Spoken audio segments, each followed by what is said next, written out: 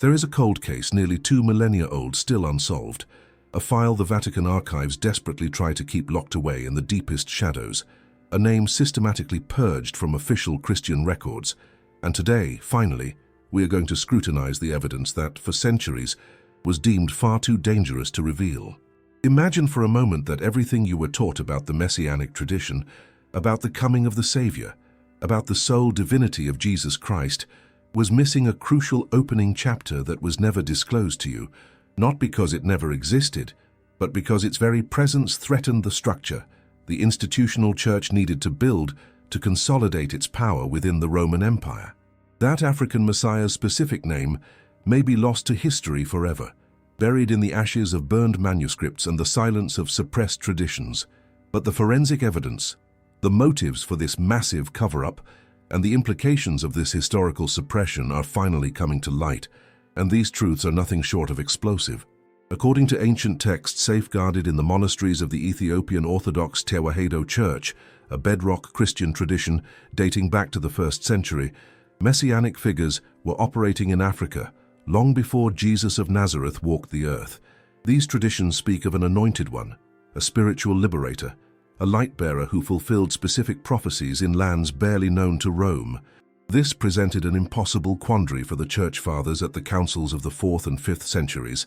How could they cement Christianity as the sole religion of the empire if parallel traditions of other anointed saviors were already flourishing?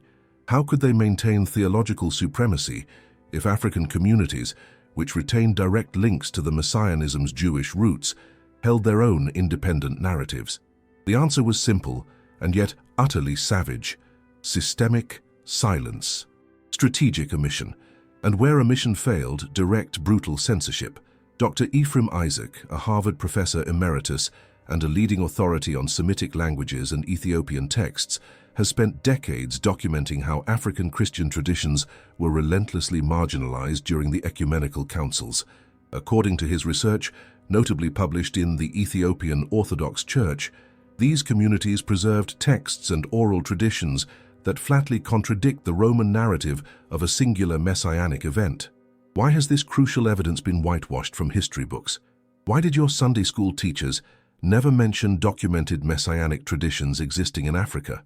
Why do seminarians exhaustively study the canonical Gospels, yet completely overlook the Kebra Nagastamo, the Ethiopian holy text, written in the 14th century but preserving 1st century oral histories?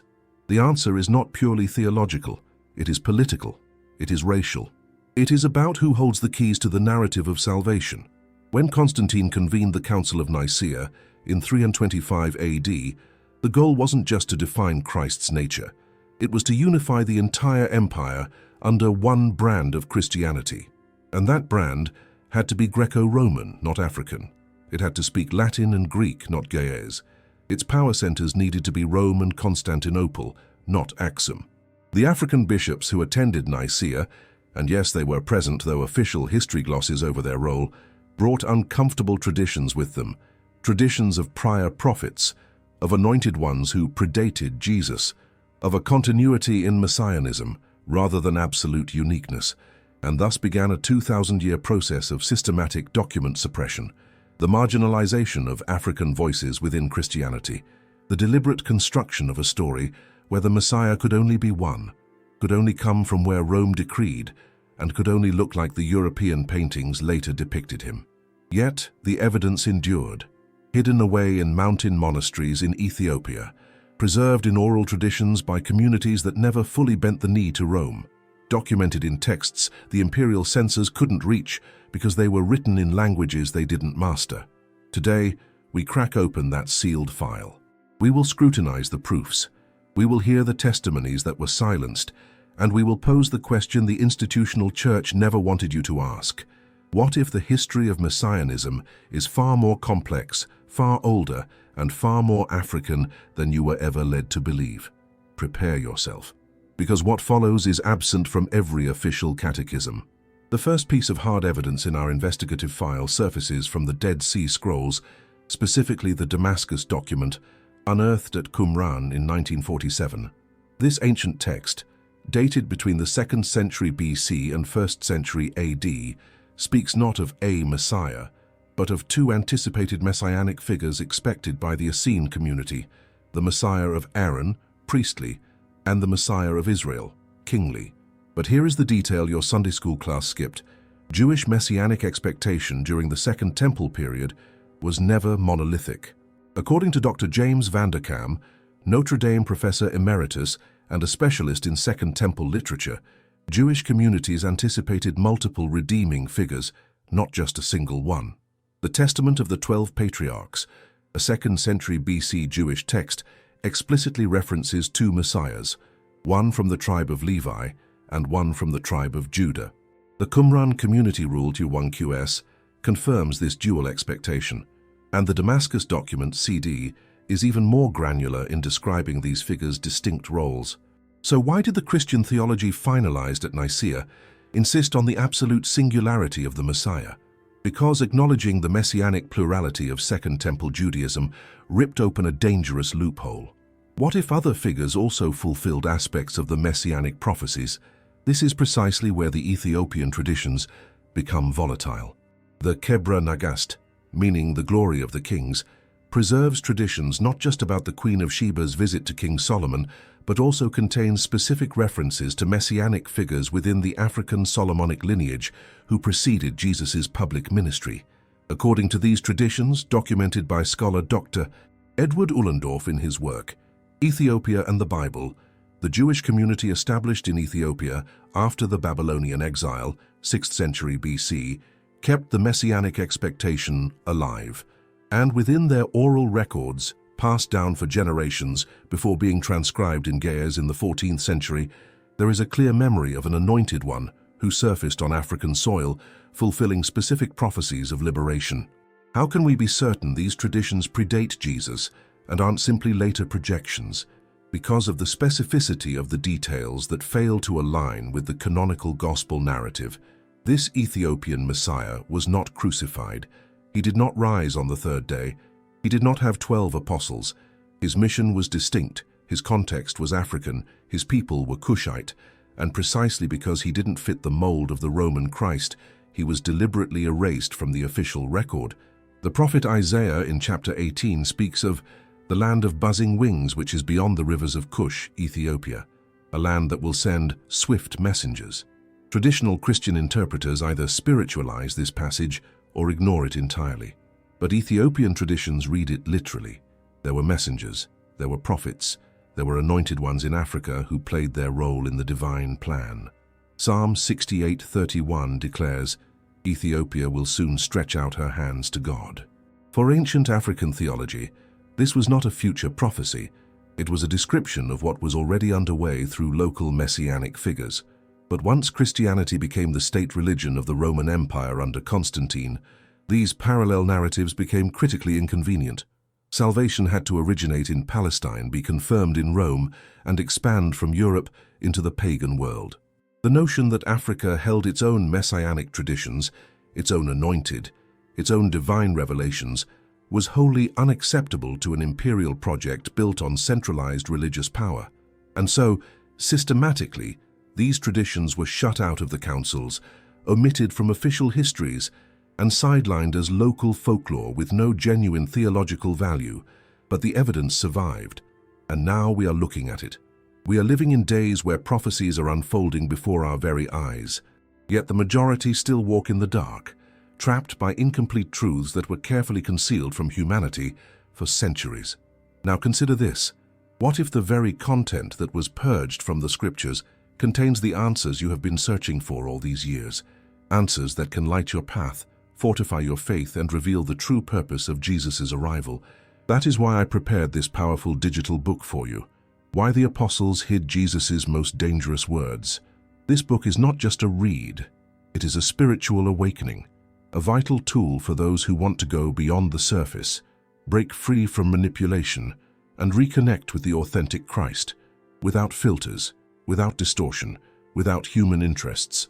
Download it now. It is available in the first pinned comment. But be warned, this content could be removed at any moment.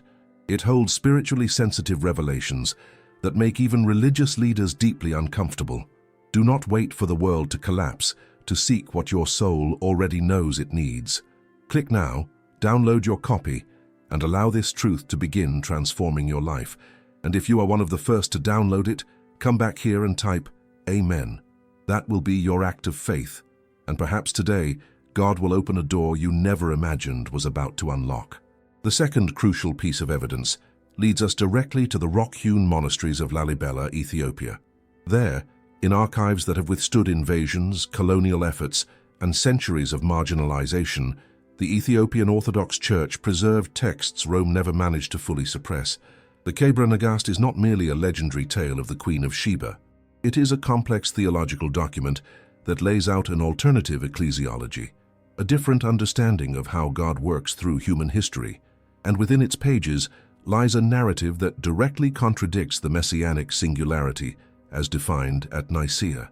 According to the Kebra Nagast, the Davidic lineage continued not only in Judah, but also in Ethiopia, through the son of Solomon and the Queen of Sheba, Menelik I.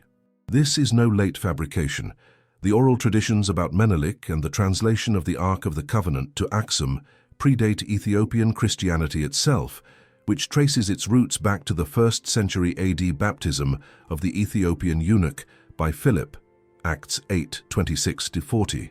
But here is the explosive detail systematically skirted by ecclesiastical historians.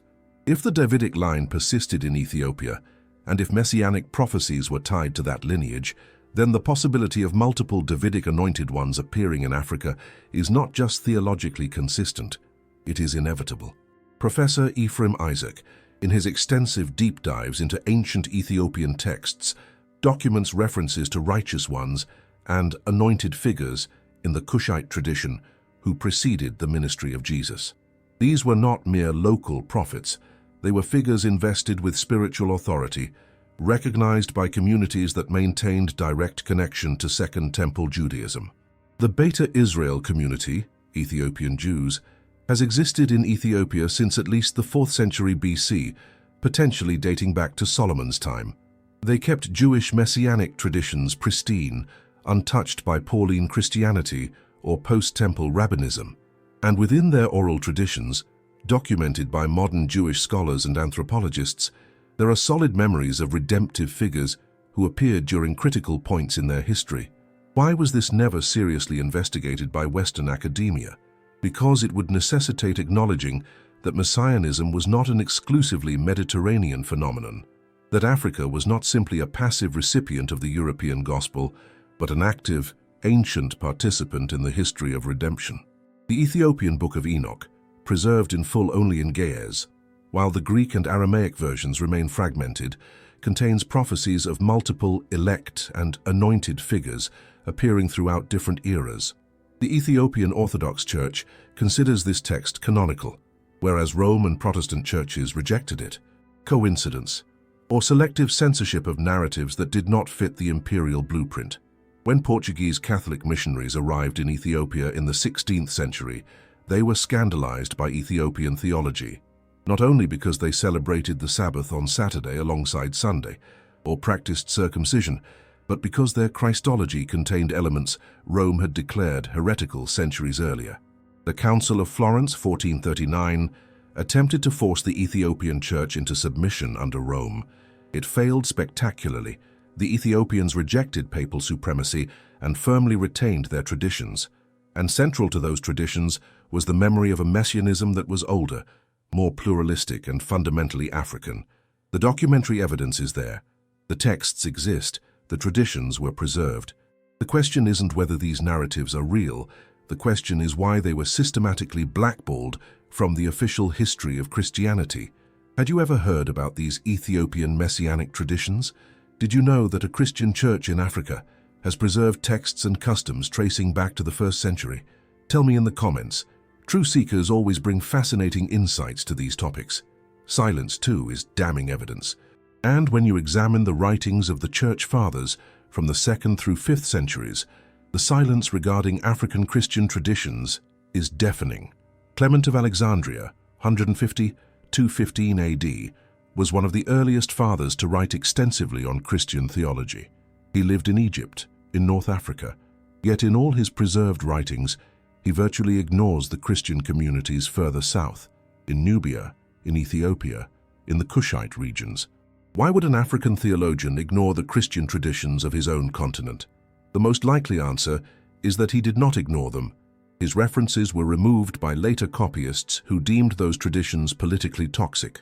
Origen, 184–253 AD, also from Alexandria, wrote massive treatises on biblical typology and prophecy. He commented on nearly every book of the Bible, but when he reached passages like Isaiah 18 about Ethiopia or Psalm 68:31 about Ethiopia stretching out her hands to God, his commentary is startlingly brief and evasive. He heavily spiritualizes the texts rather than considering them actual historical or geographical references. Coincidence? Or conscious censorship of narratives that didn't fit the theological map Rome was sketching? Eusebius of Caesarea, 260–339 AD, the great early church historian, wrote Ecclesiastical History, the first comprehensive history of Christianity. He mentions the conversion of the Ethiopian eunuch in Acts 8, but he is silent on everything that followed in Ethiopia. He does not mention the evangelization of that country. He does not speak of the churches that sprung up, nor does he document the traditions that evolved. This is strategic silence. Eusebius was writing under Constantine's patronage, constructing a narrative where Christianity triumphed within the Roman Empire. Christian communities existing outside imperial control, like those in Ethiopia, simply did not fit that approved storyline. Jerome, 347–420 AD, the translator of the Latin Vulgate, had access to manuscripts and traditions from across the Christian world. He lived in Bethlehem, relatively close to the trade routes connecting to Africa. Yet, in his writings, focusing on messianic figures, fulfilled prophecies, and the singularity of Christ, he still offers no nod to the Ethiopian traditions. A lapse in scholarship? Highly unlikely for a mind of his caliber. Intentional exclusion? That seems far more plausible. Augustine of Hippo, 354–430 AD, was the undisputed heavyweight theologian of the Western Church. He was also African, born in modern-day Algeria. He tackled every knotty theological problem under the sun.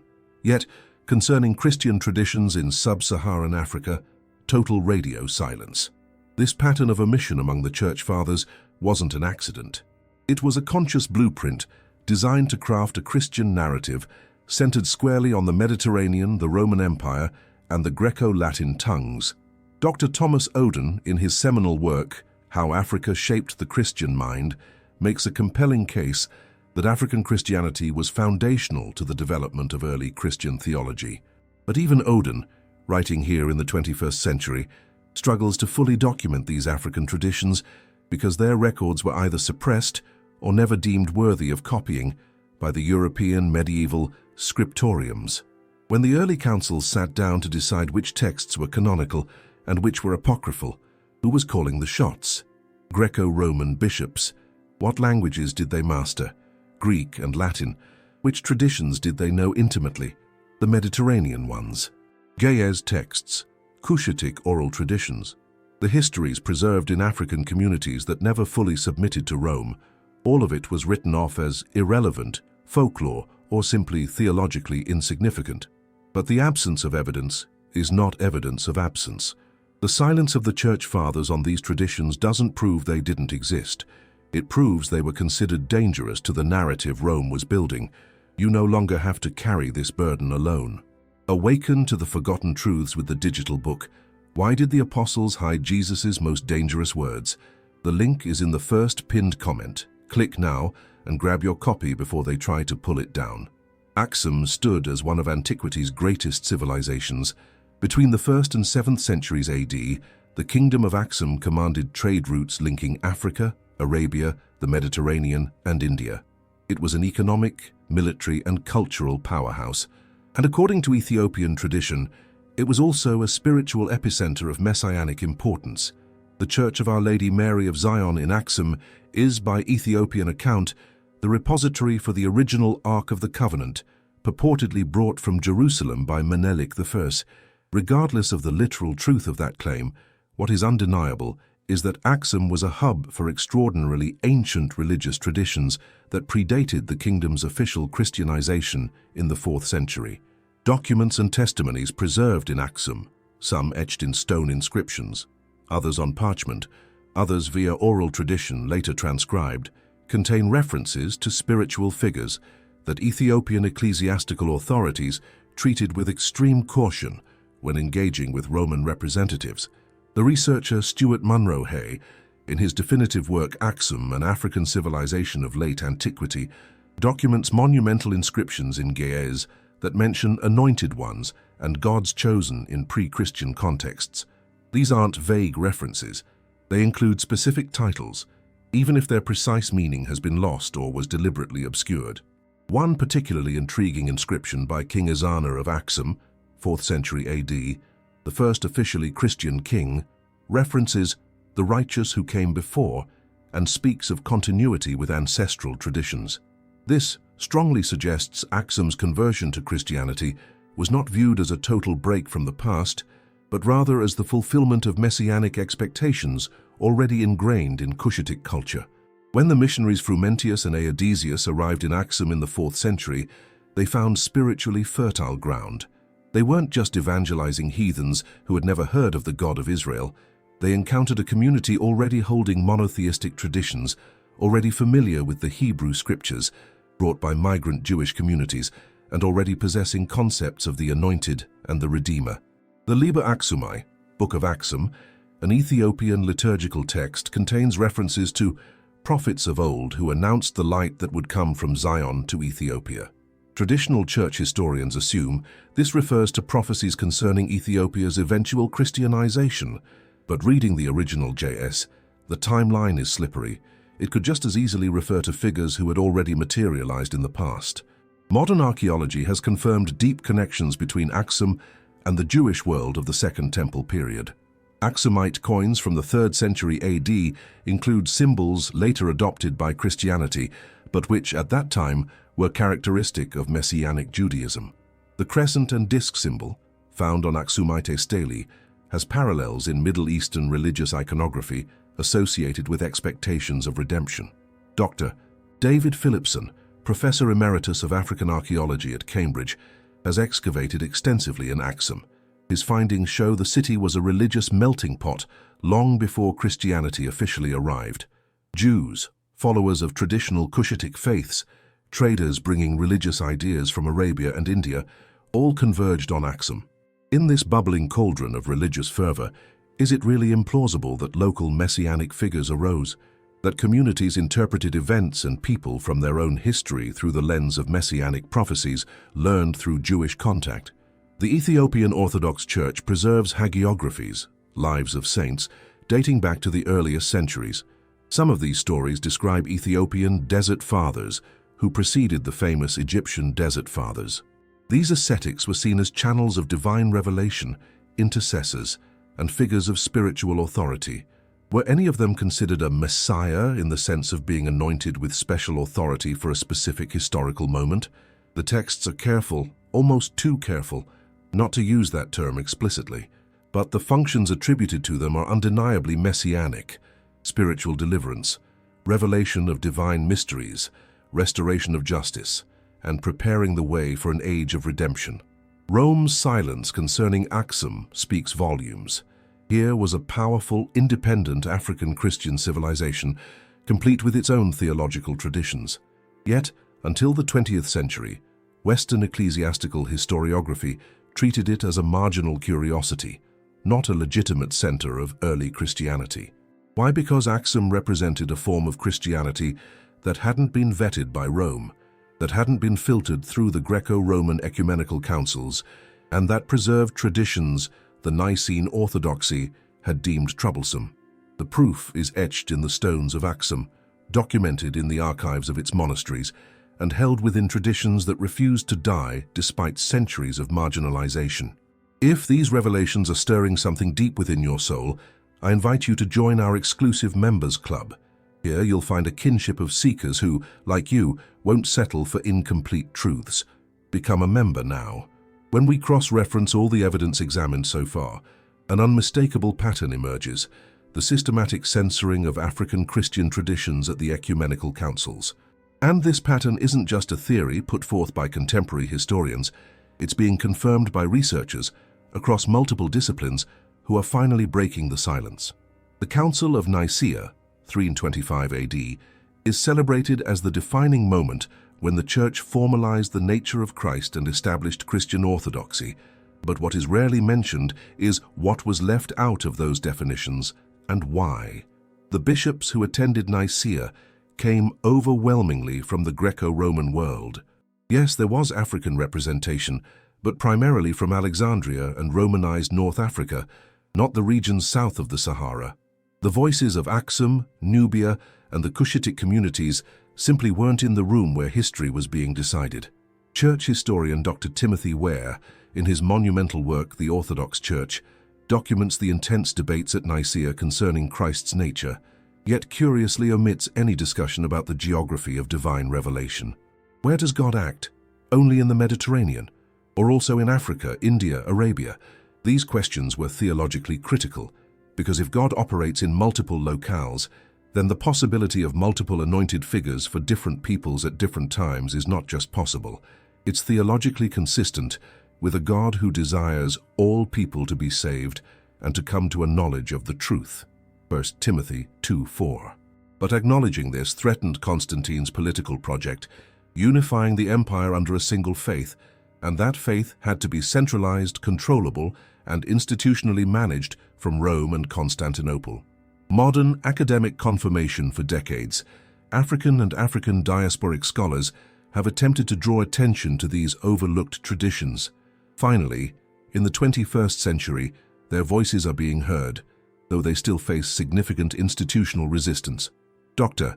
Ephraim Isaac, an Ethiopian-American professor emeritus of Semitic languages at Harvard, has dedicated over 50 years to translating and studying ancient Ethiopian texts.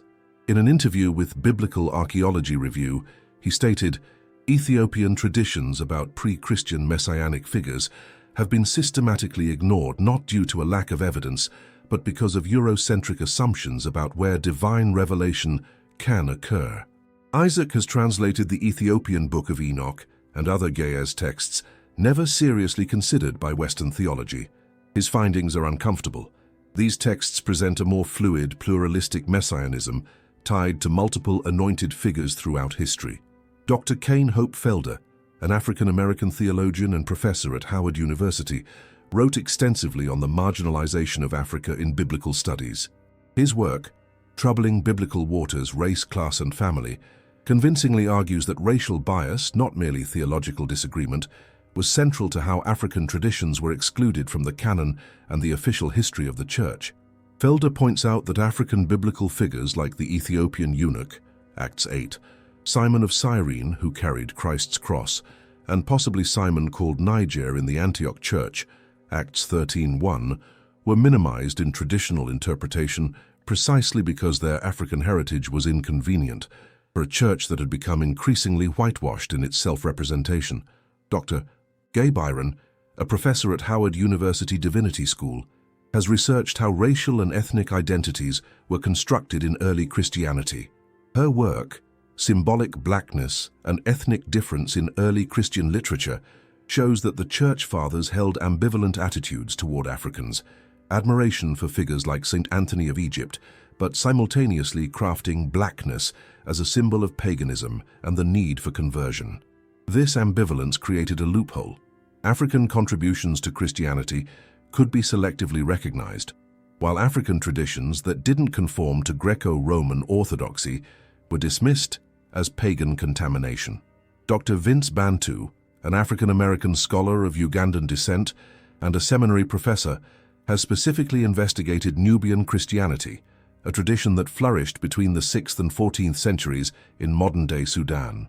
In his book, A Multitude of All Peoples Engaging Ancient Christianity's Global Identity, Bantu documents how Nubian Christians possessed their own liturgy, theological texts, and traditions about holy figures that the Universal Church never formally acknowledged. Why? Because Nubian Christianity operated independently of Rome, Constantinople, and Alexandria. It drew authority from its own spiritual wellsprings. And among those sources were oral accounts of redemptive figures who predated the official arrival of Christianity in Nubia. institutional resistance persists. The work of these academics is being bolstered by contemporary Ethiopian researchers. Professor Getachew Haile, an Ethiopian native at St. John's University in Minnesota, has catalogued thousands of Ge'ez manuscripts that remain untranslated in Western archives. His research reveals consistent references to ancient masters and righteous ones of old in Ethiopian liturgical texts, suggesting a vibrant memory of crucial spiritual figures in Ethiopia's pre-Christian history. The pushback against this scholarship has been notable. Several of these researchers report facing difficulties publishing in mainstream theological journals, rejection of book proposals by religious publishers, and marginalization at academic conferences where their perspectives are treated as area studies rather than core contributions to Christian theology. Dr. Thomas Oden, a white conservative theologian, stunned the evangelical world with his book, How Africa Shaped the Christian Mind. Oden, previously part of the Eurocentric theological establishment, concluded that standard Christian historiography was fundamentally flawed because it ignored African contributions. But even Oden encountered limits to what he could say. When he suggested that certain African traditions concerning pre-Christian messianic figures deserved serious theological consideration, he was slammed by colleagues who accused him of undermining the uniqueness of Christ. This is the pattern that continues today, even in the 21st century, suggesting that Africa holds indigenous messianic traditions that preceded Christ is deemed heresy, not based on carefully argued theological grounds, but by the sheer weight of 2 millennia of Eurocentric assumptions about where divine revelation is allowed to take root. The Council of Trent, 1545-1563, defined the Catholic Church's definitive biblical canon. Which texts were ultimately excluded? Among others, the complete Book of Enoch, preserved by the Ethiopians as canonical. Coincidence? Or a continuous pattern of excluding texts held sacred by African communities? But the evidence continues to pile up, and more researchers, both African and non-African, are finding the courage to challenge the standard narrative and document the systematic censorship that kept these truths buried for centuries. You no longer have to carry this burden alone. Awaken to the forgotten truths with the digital book, Why Did the Apostles Hide Jesus' Most Dangerous Words? The link is in the first pinned comment. Click now and grab your copy before they try to pull it down. Where are you watching this from? I'm thrilled that these truths are reaching thirsty souls all around the globe. Drop your country or city below. Let's form a global network of truth seekers. Documentary and testimonial evidence is powerful, but archaeology provides material confirmation that is difficult to dismiss. And archaeological findings from the past few decades in Africa are aggressively rewriting what we thought we knew about early Christianity and African messianic traditions. Excavations in Nubia, specifically at the sites of Pharos, Dongola, and Soba, have unearthed Christian churches dating back to the 6th century AD, but with architectural foundations suggesting earlier religious use. Inscriptions in these churches include texts in Old Meroitic, the written language of the Kingdom of Kush, that mention messengers of light and anointed ones in contexts preceding the region's official Christianization. Dr. William Y.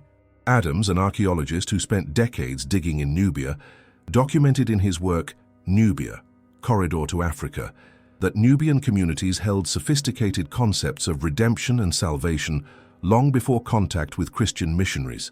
These weren't simply pagan ideas waiting to be Christianized, they were complex theologies concerning divine intervention in human history.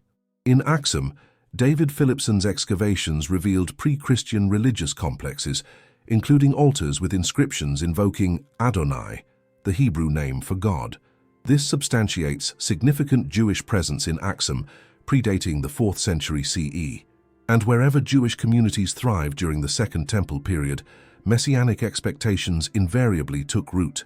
Aksumite coinage from the 3rd century features symbols that numismatists have identified as directly linked to Jewish messianic movements of that era.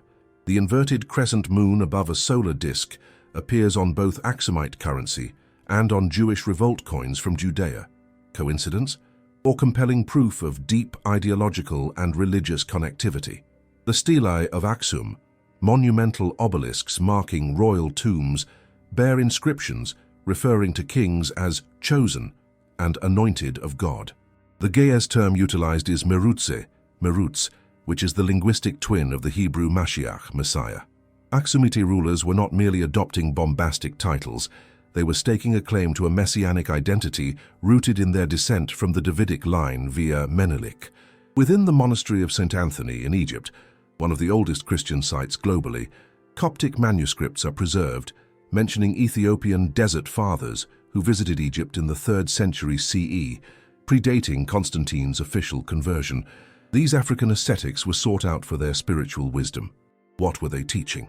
The surviving fragments suggest a spirituality that emphasized direct, non-institutionally mediated experience of God, precisely the sort of teaching that Rome would later deem hazardous.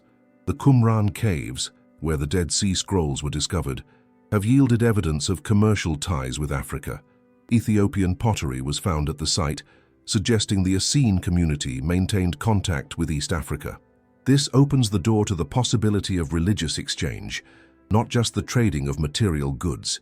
DNA analysis of modern Ethiopian populations confirms substantial Jewish ancestry dating back over 2 millennia. Geneticists have shown that the Beta Israel community are not late converts, but direct descendants of Jews who migrated to Ethiopia in antiquity. And with that migration, they carried messianic anticipation.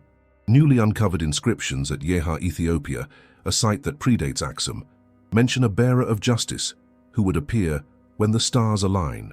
Astroarchaeologists have determined these astronomical references correspond to celestial events in the 1st century BCE, exactly the period when Jewish messianism was reaching its fever pitch leading up to the birth of Jesus.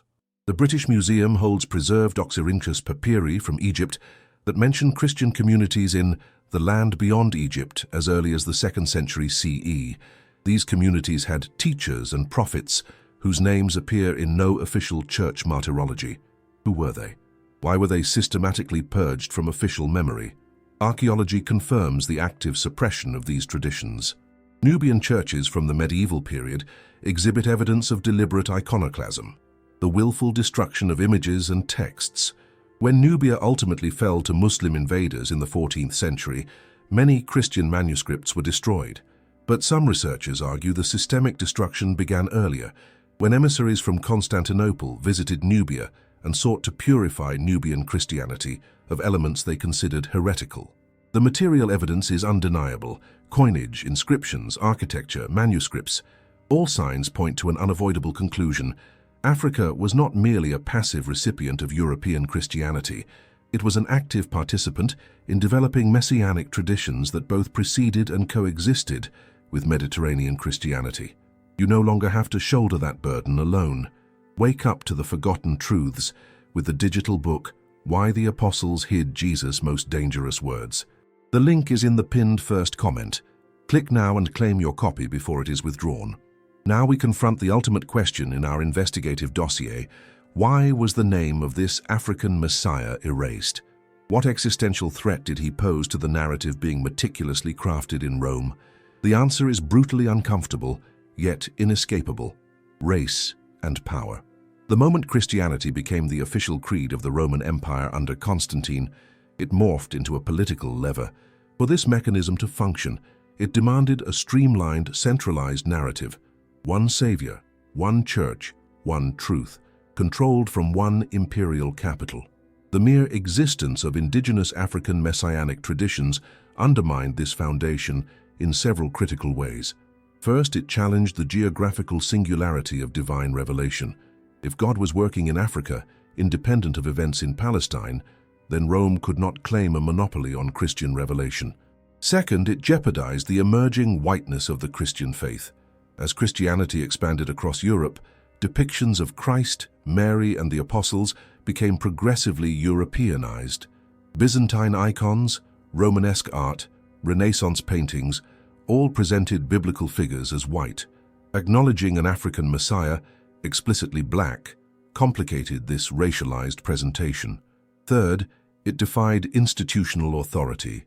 If messianic figures could arise outside the ecclesiastical structure controlled from Rome, then papal power was less absolute than Rome asserted. Dr. Willie Jennings, a professor at Yale Divinity School, argues in his seminal work, The Christian Imagination, Theology and the Origins of Race, that Christian theology played a pivotal role in constructing modern racial categories. Christianity was conceptually bleached, not just visually. Salvation became inextricably linked with Europe, civilization, and whiteness. In this context, traditions concerning a black African Messiah were more than inconvenient. They were subversive. They threatened to unravel the foundational association between Christianity and Europeanness that was central to subsequent colonial expansion. Crucially, consider the timing. Precisely as Europe embarked on colonial expansion into Africa, 15th to 16th centuries, African traditions concerning messianic figures were most aggressively suppressed. The Portuguese missionaries who arrived in Ethiopia did not merely attempt conversion. They sought to rectify Ethiopian Christianity, forcing it into conformity with Rome. The Jesuit Pedro Paes, who arrived in Ethiopia in 1603, wrote extensively about Ethiopian heresies. Among them, he referenced with horror traditions about ancient sages, whom the Ethiopians venerated in ways Paes deemed inappropriate. Who were these sages? Paes never risked naming them, perhaps because doing so would lend too much credence to traditions Rome desperately wished to erase. The suppression was not merely theological, it was violent. During the Ethiopian-Ottoman Wars, 16th century, when the Ottoman Empire invaded Ethiopia, the Portuguese dispatched a military expedition ostensibly to assist. Yet Portuguese soldiers systematically destroyed Ethiopian manuscripts they deemed heretical. Churches were ransacked, monastic libraries were burned. How many references to this African Messiah disappeared in those flames? We will never know for sure. Historian Edward Ullendorf documents that when the British colonized the Horn of Africa in the 19th century, colonial administrators considered Ethiopian Christianity contaminated by African elements that required purification. European Protestant missionaries attempted to re-evangelize Ethiopians who had been Christians for 1,500 years. This arrogance revealed the underlying assumption: real Christianity is European. African Christianity, no matter how ancient, is suspect, likely heterodox and in need of European correction. And so, generation after generation, African memories of messianic figures were treated as ignorant folklore, not legitimate theological traditions worthy of serious consideration. Some Ethiopian manuscripts reference Gabra Masih, servant of the anointed, but it remains unclear whether this refers to a specific historical figure or a generic title. Other texts speak of Iyasus Kadamawi, Jesus the Former or Ancient, suggesting a figure who preceded the New Testament Jesus. Though certainty is elusive, these references strongly suggest the memory of this African anointed one was preserved in code, waiting for the moment when it could finally be fully understood and recognized. But suppressing the specific name does not obliterate the evidence of the tradition's existence, and that is the forbidden truth the institutional church never wanted you to uncover. Messianism is not a European monopoly. Divine revelation is not confined to the geographies that Rome controlled, and God can, and according to African traditions did, send anointed figures to peoples that official history decided to ignore. This is not an assertion against Jesus Christ. It is an affirmation that the God who sent Christ is bigger, more global, more inclusive than Eurocentric theology ever dared to imagine. Do you believe the Messiah's race mattered to the early church? Do you think Christianity was deliberately whitewashed to serve colonial interests? This is a necessary debate. Share your perspective respectfully and openly in the comments. We have examined documents, testimonies, archaeological findings, and scholarly analysis. Now it is time to cross-reference all the evidence and reach a historical verdict based purely on what the data tells us. Evidence 1. Plural messianic expectations in Second Temple Judaism. Verified. The Dead Sea Scrolls unequivocally confirm that Jewish communities expected multiple messianic figures, not just one. The Damascus document, the Manual of Discipline, and the Testament of the 12 Patriarchs, all pre-Christian texts, speak of at least two messiahs. Implication: the theological framework was established for Jewish communities in Africa to recognize local messianic figures without necessarily denying the possibility of others in other regions. Evidence 2. Ancient Jewish presence in Ethiopia and Nubia. Verified. Archaeology, genetics, and historical records confirm Jewish communities in East Africa dating back to at least the 6th century BCE. The Kebra Nagast preserves the memory of these migrations. Beta Israel traditions are genuinely ancient, not late conversions. Implication: where Second Temple Jewish communities exist, messianic expectations flourish, and where expectations exist, figures who the community interprets as partial or preparatory fulfillments are possible. Evidence 3. Ethiopian Christian traditions about pre-Christian figures of spiritual authority, verified with nuance. Existing Ethiopian texts are medieval, 13th–14th centuries, but linguists and historians confirm they preserve far older oral traditions. References to just ones of old and ancient masters are consistent across multiple independent texts. Implication: the memory of important pre-Christian spiritual figures was preserved in Ethiopia in ways it was not in Greco-Roman Christianity. Evidence 4. Systematic silence of the Church Fathers on African traditions. Verified. Origen, Eusebius, Jerome, Augustine, none seriously discuss sub-Saharan African Christian traditions, despite being geographically close enough to be aware of them. Implication: deliberate omission, not ignorance. African traditions were deemed irrelevant or problematic for the Greco-Roman narrative. Evidence 5. Active censorship at ecumenical councils. Verified. The councils of Nicaea, Ephesus, Chalcedon, and Trent consistently marginalized African voices and rejected texts preserved by African communities, such as the complete Book of Enoch. Implication: the formation of the Christian canon and orthodoxy was a political process that favored Mediterranean traditions over African ones. Evidence 6. Archaeological confirmation of messianic cultures in pre-Christian Africa. Verified. Inscriptions, coinage, and architecture from Axum, Nubia, and Yeha demonstrate concepts of anointed ones and God's chosen prior to official Christianization. Implication: messianic language and ideas existed in Africa independently of Greco-Roman Christianity. Evidence 7. Contemporary academic testimony regarding suppression of African traditions. Verified.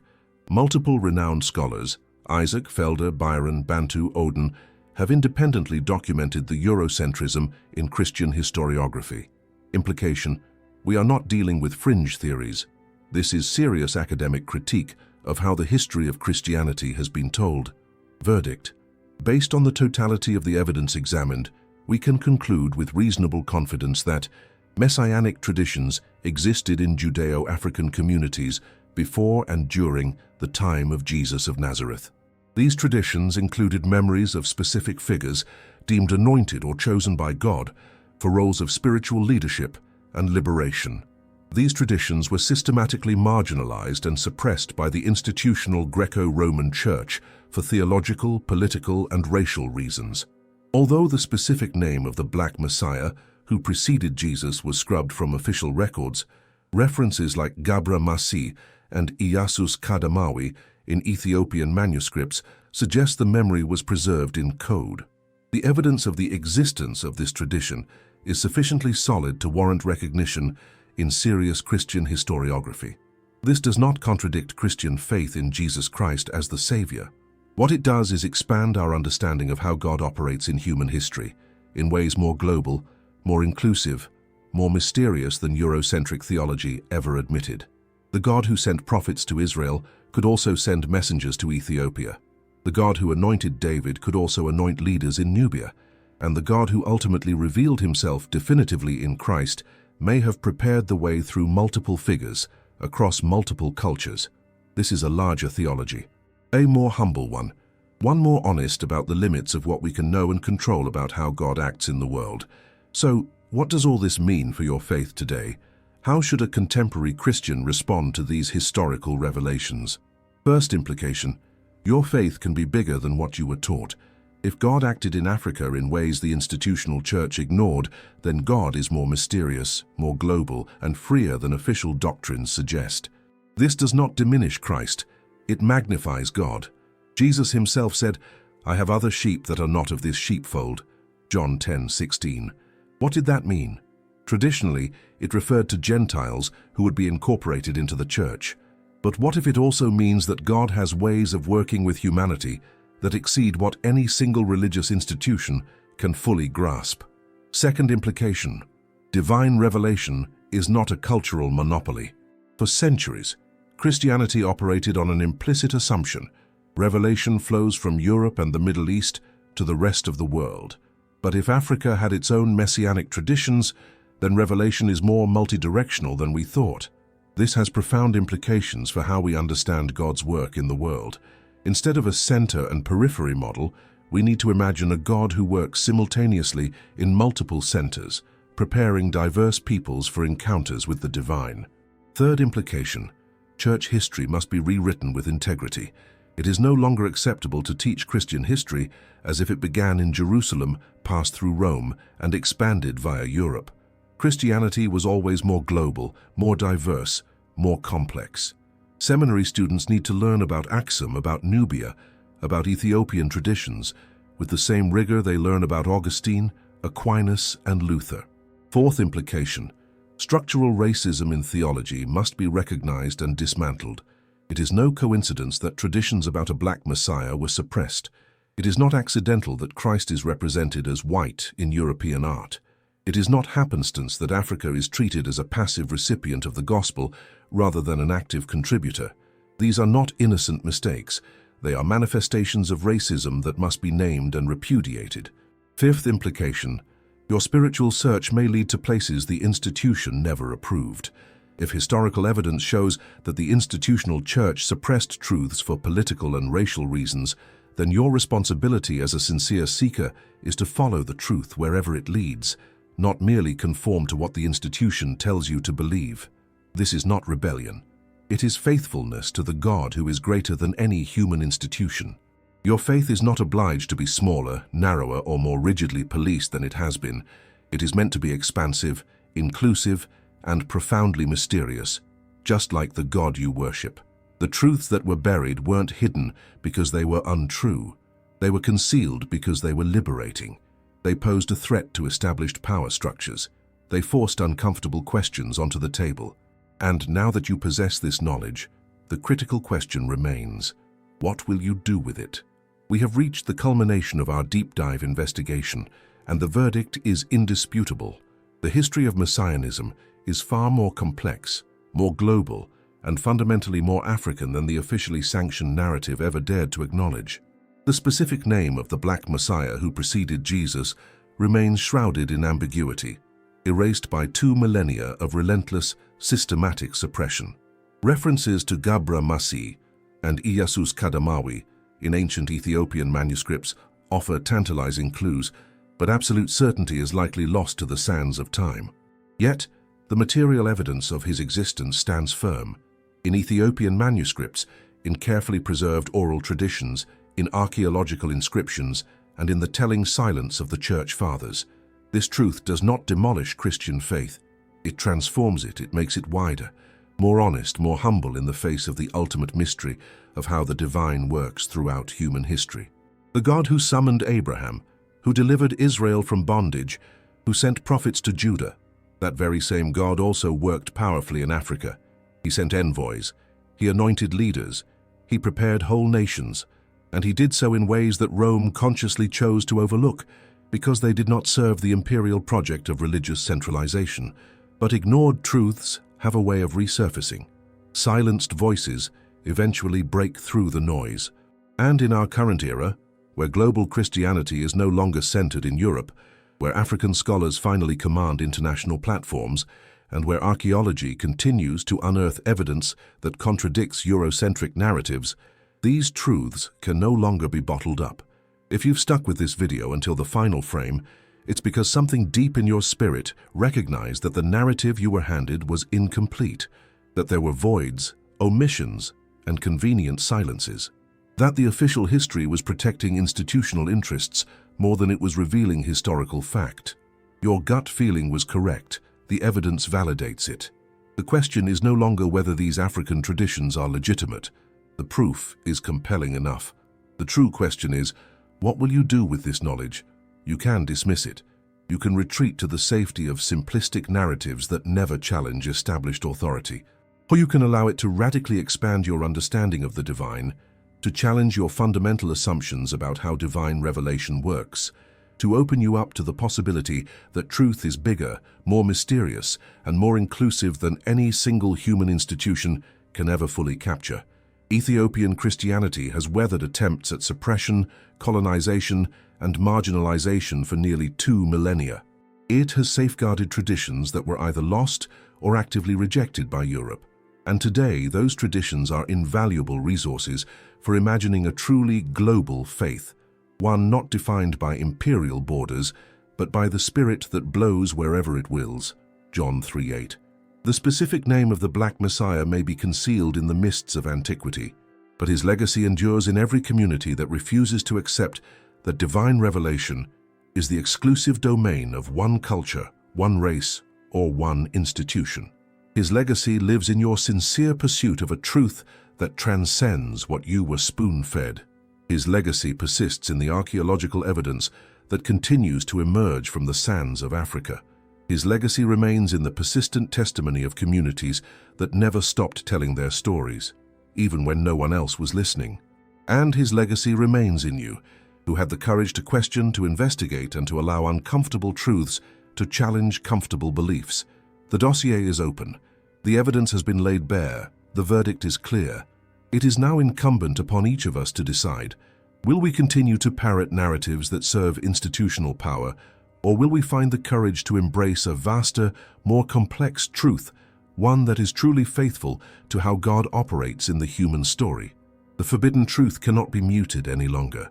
The Black Messiah who appeared before Jesus, whose name was struck from the record, but whose existence the evidence confirms, whose footsteps remain encoded in Gabra Masi and Iyasus Kadamawi, is proof that God is bigger, more global, and infinitely more mysterious than Rome ever wanted to concede. And that is a truth that can reshape your faith, expand your theology, and liberate you from the confines of a narrative that was always too small to hold the boundless mystery of how God loves and redeems all of humanity. May this truth set you free. May it make you humbler, more open to the God who continues to reveal himself in ways institutions can never fully cage. Subscribe to this channel and ring the notification bell to ensure you don't miss any future revelations. Don't miss the next video, where we will continue to untangle centuries of hidden truths. And if you truly feel the summons to delve deeper, consider becoming a channel member. The keepers of the truth are already accessing knowledge we may never be able to make public. Thank you for watching this video all the way through. We'll meet again in the next installment.